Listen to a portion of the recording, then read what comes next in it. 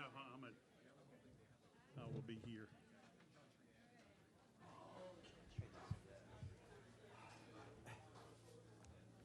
Well, good afternoon, everybody. I'm Winston Kelly with the NASCAR Hall of Fame, and if for this crowd I need to introduce these two guys, one of us have missed the boat, either the vote or whatever. But of course, Carl Edwards and Ricky Rudd from the NASCAR Hall of Fame class of 2025 wanted to stop by and share some thoughts.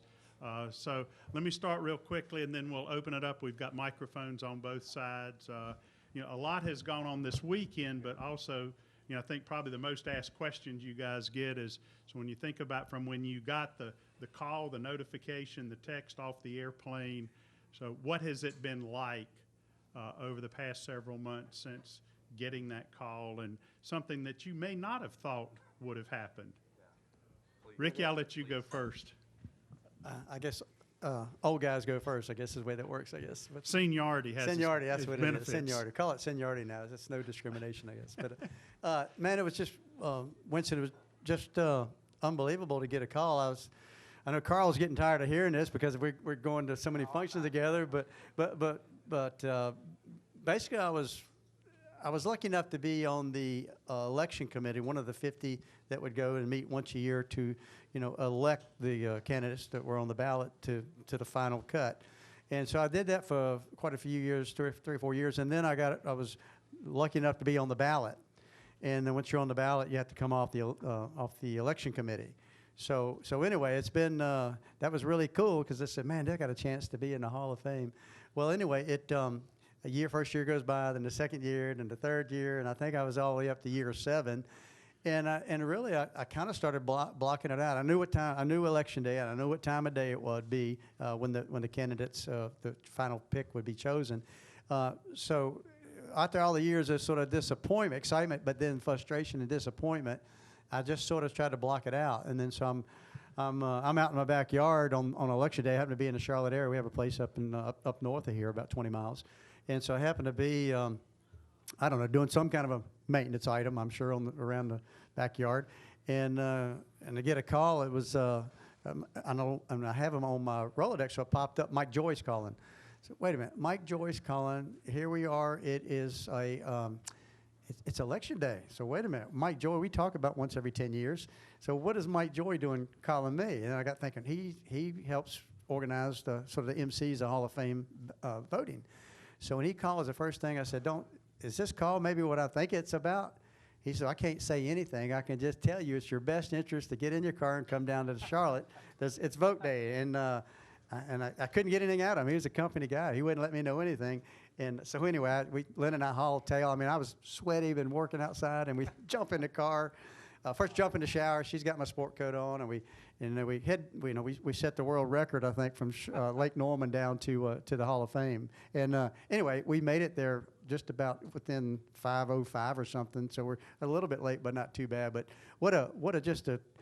couldn't believe it really happened. Really, I was kind of resigned. I got myself sort of numb with if I didn't get accepted, and I could live with it again because there was a lot of disappointment as well. But man, it's just unbelievable. Well, truth is, he couldn't tell you anything because he didn't know.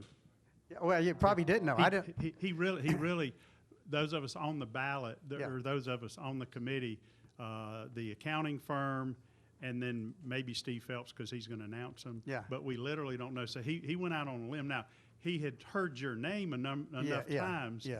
But he couldn't tell you anything because he didn't know anything. Again, Lynn and I headed to, it was going to be either the happiest day of our lives or the most unhappy day. Yeah. But no, Mike, he wouldn't.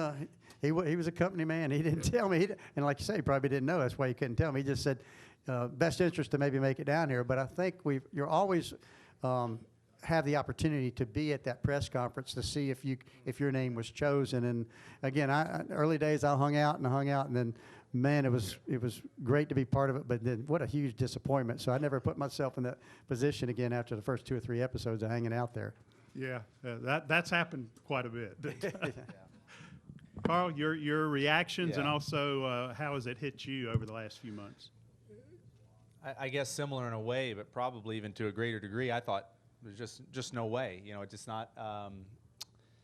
I just didn't even consider it. And so, there was the email that, hey, today is the voting day and you should be available at this time. And I thought, no, I didn't even want to think about it because of the feelings that are associated with it. And so when we landed the airplane, I looked back and I'm starting to open the door, and Kate says, "You need to check your phone."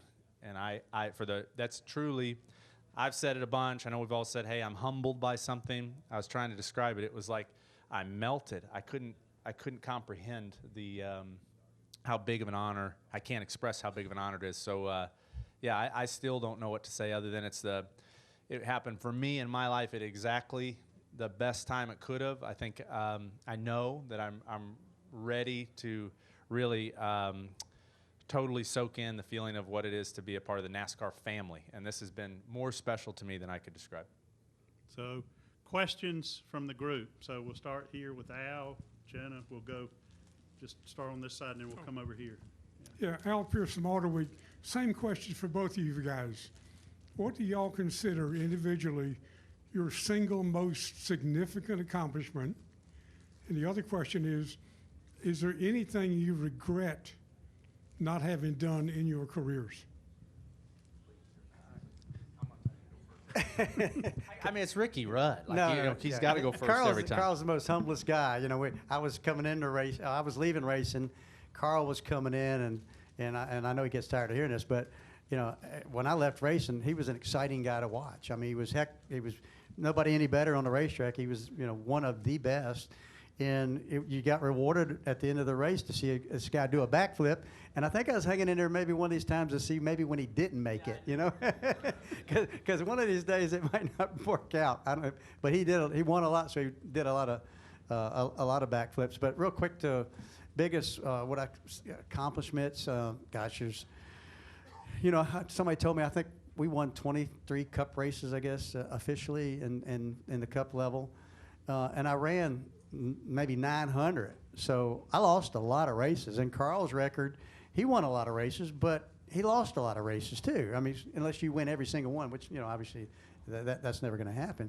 But I guess probably there's several, but one that comes to mind is sort of the agony of defeat and the thrill of victory happened to me within about a 10-day period when I was at Daytona, and was the Busch Clash, which is I think it's what it is today. I'm not sure what it is, but the invitational race from winning poles the previous year. And I'm in that race, and I end up getting spun out, wrecked midway through the race. We're running third, fourth, and I get turned around. And anyway, that's when the cars before Jack Roush came out with the roof flap. So cars would get airborne, and they were unrestricted, so well over 200 mile an hour. And it would have been a simple spin today. You just turned sideways, but as it went sideways, it did one of those reverse flips.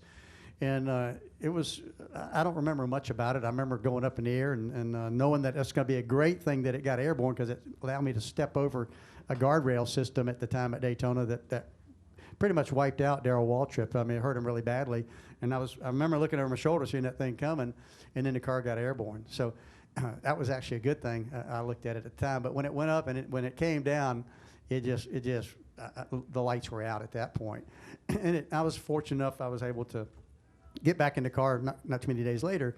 But I guess my point is that here I worked what led up to that, which nobody would really probably even remember those days. But I had the opportunity. I was driving for Bud Moore, which was one of my dreams, is to drive for one of the top guys for like a Wood Brothers or Junior Johnson. And there's a handful of those teams. And I'm lucky enough to be driving for Bud Moore, and I get hurt first day at work, basically. So I was gonna miss out on that opportunity. And I knew I was hurt pretty good. And I knew that I'd probably be sitting out some races, which in that days, it didn't take long. That somebody's going to move in your driver's seat pretty darn quick if you don't get back to work. So it was kind of like get back to work quickly, so I don't want to lose this opportunity. But being, to me that was the low. And then the next week there was a lot of people involved that helped get me patched up as a driver. To get my body patched up from local high schools, Maitland High School over there in Daytona, and Humpy Wheeler's brother, David Wheeler, was a football trainer at one of the college football teams. He came in with a flat jacket out of the University of Florida. I mean, there's just a bunch of people, jumped on me. It was like fixing up a wrecked race car. They were fixing up a wrecked body, to the point that I came back the next week. I felt like Superman. We won Richmond. So, I guess went around the world to get there. But probably the agony of defeat and the thrill of victory all happened to me. That was probably the highlight of my career. Carl? Yeah, for me, I think if I think about now, I'm able to think of the whole kind of arc of all of this for me, and being here, driving by Windy Road and Schrader's shop, and then wearing this patch on the shirt. I think the thing that is really the thing I'm most proud of is just being able somehow to just keep focused on this goal, especially early on, and keep my claws in this dream of racing. And I was just so blessed to have so many people involved. But there's so many times, before all this stuff that we're talking about, and we talked about you guys starting that team and you clawing back from such a, your seats broke in half and you go out to win. For me, it's that I'm just proud of the persistence. And everybody in this room we're all enjoying something. A lot of people like to be in these seats, and you guys you're all doing the same thing. You're doing something you love, and so that's that. The regrets are real simple. There's two of them. I was so focused. I didn't enjoy some moments that now I know I'll never get again. And so I was just on to the next thing and going. And then the other one, I got to rectify a little bit of it because I ran into Brad Keselowski out there. I didn't truly love and respect my competitors the way I should have. I thought of them as that's my enemy, and we're going to dominate you, and we're going to win. And now I see that there's a real brotherhood that I didn't understand at the time. Yeah, I have to agree with that exactly. Everybody finds their own. You got to dig down deep, and you got to, when you go out against the competition, especially when these guys are the best, the best there is. And that's kind of, it's funny to hear you say that. These guys on the racetrack, they were my enemy, and I didn't treat them unkindly, but those were the guys that I wouldn't, I purposely wasn't really super close friends with any of them. We were, friends, but we, just more acquaintances than it was friendship. So it's weird to hear somebody else say the same thing, because I don't think everybody's programmed that way. Some guys win and they find a different way to do it. You look at a Kyle Larson today. I don't think he gets mad at anybody. I don't think he could get mad. But he wins. He's a heck of a driver, and he wins races. Everybody's got their own way of, competing, and you do what you have to do to be competitive, and so yeah. Jenna, I think, had her hand up. Bruce. Hi, Jenna Fryer with the Associated Press. I have two different questions. I'll start with the first one. Ricky, you said how you came around a little bit as a voter. Carl, you kind of just went away. Since the 75th anniversary, you've come back a little bit. Since the Brickyard, when all the former Brickyard winners and people were like, Rooster, we haven't seen you in 10 years. Has this whole spotlight been turned back on you guys, and the induction in the Hall of Fame rekindled your love of NASCAR? Yeah, so for me, I left, gone, and I thought of it like that's something I did. I'm going to focus on my family and these other parts of life. And that NASCAR 75, coming back to Darlington, I even turned, I think it was Dale Jr. when they introduced me. I said, oh my gosh, and he's like, man, we miss you. Mm-hmm. And I didn't understand that. I didn't know. And I didn't know until we've been through this, and I've been telling Kate, we've been talking about it ad nauseum all week. It's truly a family. And I didn't understand it. And so, yes, it's rekindled my love for all the wonderful things about the sport, and it's been amazing. Yeah, Jen, I think for me, when I raced so long, my career was probably twice as long as Carl, and but it doesn't take long to figure out that you travel, we call it traveling circus, you travel the country with people that you really admire the most in your lives. Even though you looked at them as an enemy, you had a tremendous amount of respect for the work ethics alone of the crowd that I grew up with. If you had any kind of a business life today, these are the people. If I wish you could hire people like that are that dedicated, that make us look good, but the hours they put in and the time and the devotion, as we were to driving, as passionate as we were, the people around us were that way working on cars. Yeah, I know when I left the sport, I realized the rest of the world, it's like they're incompetent. These people here are unbelievable. And so, it's a different level of performance. You talking about the scoring tower? No, outside of the sport. Don't. I got to watch it with Jenna. I learned a lot from you in the media. No, I'm just messing with you. My second question, Ricky, you were ahead of your time. You were ahead of charters. Had charters been around when you were your own car owner driver, do you think your situation would have been different or ended differently? Yeah, I mean, real quickly, you mentioned regrets a while ago, and I do have a regret. I left. Probably one of the most unwise thing I ended up doing is I left Hendricks Motorsports. You know, I mean, who does that? Nobody. I didn't get fired. I walked away from the best organization in racing that was going through some building years, obviously at that time. But the reason I stepped aside from Hendricks was I wanted to be a part of the sport the rest of my life, and what better way to do it? You know, eventually your driving years will be over with, and my mechanical skills were mediocre at best. I was just sort of, I wasn't a lot of assistance there, but I knew how to bring people together. I knew how to recognize good talent, and that's what we were able to build our team with people that we eventually won some races and we beat some big teams. So I look at it back like that. But then when I was planning on being here for a long time, but when it just didn't work out, things didn't work. So basically when I retired, and it would be kind of hurtful to go to a racetrack. It would probably really be sad to go to the racetrack, and I haven't been in the garage yet since I've retired. And the main reason, I don't know anybody. You know, these people in the garage here today, they're second and third generations from when I raced. And I got a taste of it a little bit many years ago when we were at Las Vegas Speedway. I was driving for the Wood brothers, Eddie and Lynn, and in comes Bud Moore and David Pearson, legends of the sport. They came walking in the garage area, and they walked up in the back of our hauler, really to talk to Eddie Wood. But obviously I knew Bud well because I drove 4 or 5 years for him. And then David, he was, you know, hero status. I always looked up to him. And we knew each other, but the whole crowd that walked up in there when they left, those people 2 or 3 trucks over, they said, "Who are those guys? You know, what are they doing here? Who are they?" I kind of recognized them, some of them said. So I think right there was a wake-up call to me that, you know, really wasn't a place for a retired driver. And these guys are working. I mean, these guys out there right now, they don't have time to talk. And so I respect that. So I just never made it a point to go in the garage. But I do miss it. This has been the neatest thing that's happened to me in a long time. Not just the Hall of Fame, but sort of reacquainting with all these friends and people that are still connected to the sport. Time for one more question, Bruce. Bruce Barnett with Forbes Sports Money. Carl, a lot of drivers stick around well after it's time to leave. You did the opposite. You left well before it was time for you to go. How difficult was it for you to close that chapter and never look back? Because it seems that that's the one thing that you've done is you did not look back. Oh, I've looked. I haven't walked. But no, for me, I've come to realize that there's a much bigger plan than kind of my plan, and I felt like that it was truly a season of my life. I enjoyed driving a race car like it was one of the most enjoyable things that I could possibly imagine. Had so much fun.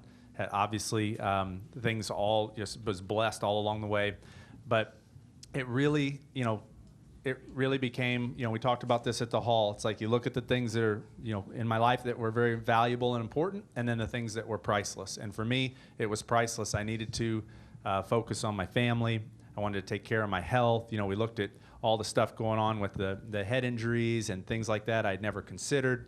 And when I put all those things together, it was clear that that season was over and I was in a new season. So but it was hard. And I think that's what you asked. It's very difficult because just like most people, you wrap your identity up in something. And it was very strange for a couple of years to go places, talk to people, and they say, "What are you up to?" And it's like, well, it used to be real simple. I was getting ready for Darlington. I was doing this. And it was hard to explain to people. But for me, it was just it was the right decision, and it's been wonderful. And when's the last time you successfully completed a backflip? Oh, okay. I've been asked this a lot, and I thought about it. I went to my buddy's, he lives in Alabama, and I came out and jumped in the pool. I turned around and thought, I'll do a backflip in the pool. And I think that, I don't know exactly what a hernia feels like, but I think I might be close to having one. And so it's been a while, but yeah, I think I can still do it pretty good, but I need to practice, yep. It was abdominal. Sorry, let me just clarify that. Abdominal. Yeah. Just to let you know, this guy, Carl, how neat a guy he is and what he's doing. He is not sitting on a couch.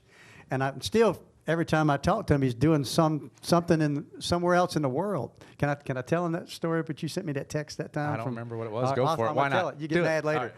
And so Carl calls me to congratulate me on the Hall of Fame. And I would have called Carl, but he don't have a phone number. He's probably got some satellite phone or something. You can't reach him. So I get a text from him shortly after this. Shortly after the introduction of both of us being in the Hall of Fame, and I get this text, and it's Carl, and it's Sherpa, and he's at the. Oh, this is awesome. Yes. Can I say that? Yeah, do it. All I right. wanna tell So the I get story. all right. I get this text from Carl. He's so humble. He don't say what he does. He does all kind of neat stuff. I get this text from him, and he's standing next to his Sherpa, and he says, "Dude, you're world famous." And he's at 15,000 foot in Kilimanjaro, and him and the Sherpa's got a Ricky Rudd hat on. It was awesome. We spent how many days in Africa, went all over, and we are literally on the side of this mountain getting ready to do the summit push. And the cook I'm like, that's a Haviland hat. What is that? And it's a Ricky Rudd hat. And it was the coolest thing, man. I'd forgotten all about that. That was awesome. I wish we could stay here and keep telling stories. There are connections with every class that we don't know about. This is the first Kilimanjaro reference that we've had in 15 years of being open. But February 7th next year on your calendar as we induct these two legends into the NASCAR Hall of Fame. Appreciate you guys being here and being the Grand Marshals for today's Bank of America Roval 400. Thank you, guys. That's awesome. We got to cheer in the media thing.